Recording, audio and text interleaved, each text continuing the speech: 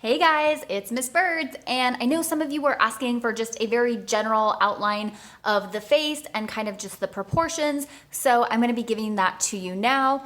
Keep in mind, I'm going to try to not draw super hard with my pencil because of course there's going to be a lot of construction lines that we're going to be erasing out, and this tutorial is going to go a little bit faster, but just keep in mind that you can watch it multiple times and you can also stop it wherever you need to stop it. First, what we're gonna do is start with a circle. You know, I always like to use that method of kind of just moving my hand around in the motion until I get confident to put my circle down, right? And I'm just gonna kind of darken it just a little bit. Hopefully you can see it a little bit better on the screen.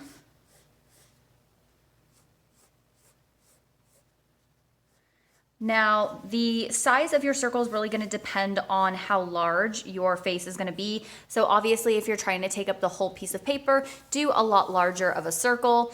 You don't want to do a circle for the whole entire paper because remember, the circle is not where we are finishing the face. It's not the end of the face. So we want to build a construction line going vertically down the center and horizontally through the center. The amount of space that we have between the bottom of where the circle is and the center of our circle is ultimately going to be the amount of space that we bring down for the bottom half of the face. So I'm just using my index finger and my thumb just to kind of measure out that point to the center of the circle. And then I'm gonna bring that down and kind of mark it. That's where the very bottom of your jawline should be, so where your chin is going to be. And then of course, depending on the face structure, is how you're going to want to attach the lines down. So always take from the side of the circle, come down, and then start forming the jaw. Now, remember when you're doing a self-portrait or any kind of portrait, you still want the face shape to be the same. So if you tend to not really have a slender face and or the face of the person you're drawing is not really slender, then don't draw it slender. Make sure that you're really kind of filling out the face. If they have a wider face or larger cheeks, keep in mind that it's always important to make sure that you're maintaining the look of the person that you are trying to draw. Okay.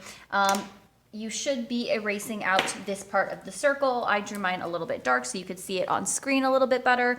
But of course, remember, we're gonna have a lot of construction lines, so don't draw too dark, especially for your final copy. If you're just doing this as like a sketch, just to get some practice before you start your final copy for your self-portrait, then that's fine. But of course, if you're doing your self-portrait, you always wanna make sure that you're drawing like really light sketches. Don't draw anything too crazy. Okay, I'm gonna keep that line there, and actually the whole face I'm going to divide in half.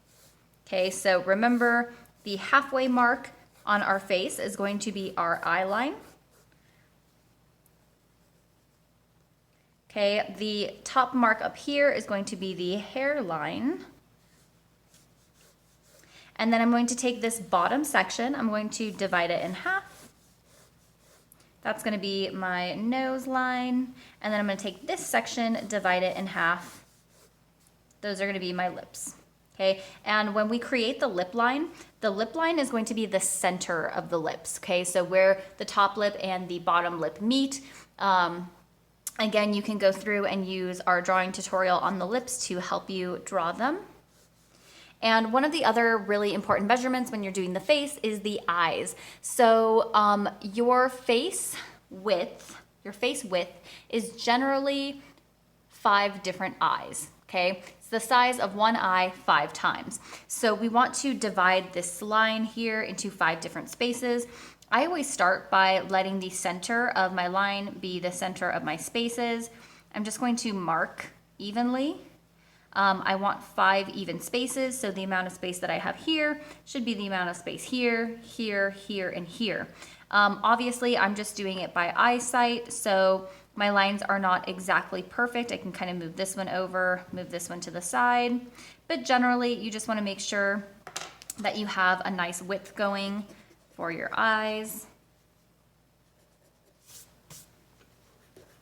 and that they're all generally pretty even.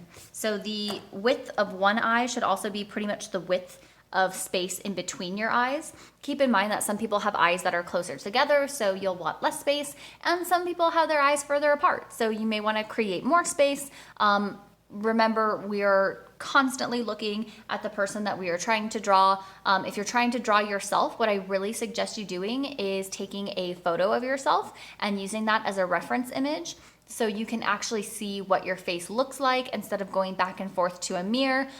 The image, taking a photo of yourself, will really help you to keep in place with what you're drawing and what you've drawn so far. So that's really important. Generally speaking, the inside width of our eye is also going to be the width of our nose, so our nostrils.